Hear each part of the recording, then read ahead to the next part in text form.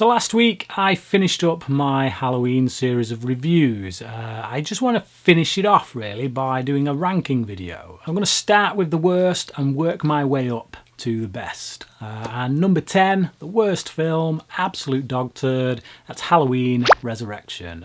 Yeah, the most memorable thing about this film is Busta Rhymes karate kicking Michael Myers. And number 9 is Rob Zombie's Halloween 2. Now the only thing that makes this slightly better than Halloween Resurrection is that it at least tries to do something different. At number 8 we've got Halloween 5, one of the most annoying characters of the entire franchise. Tina is in this film, at the expense, I might add, of ditching a character from Halloween 4 that was actually pretty damn good. At number 7 we've got Halloween 3. This is John Carpenter's attempt to move the franchise in a different direction. It's an intriguing one, I'll give it that. The setup is quite intriguing. It does make me kind of want to follow where it's going.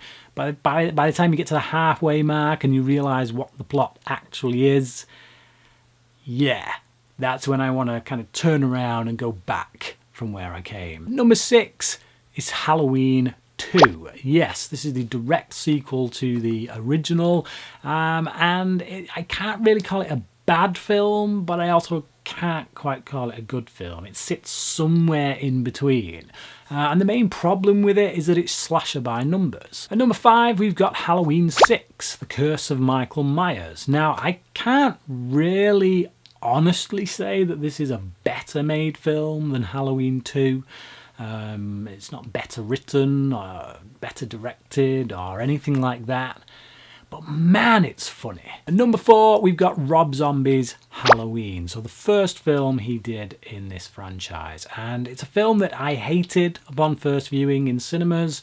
And this time round for these reviews, watching it for the second time, only the second time in my life, I was actually amazed by how better it fared compared to my memories. At number 3 we've got Halloween 4, The Return of Michael Myers. This film kind of gets the franchise back on track after the second and third film, at least in my mind it did.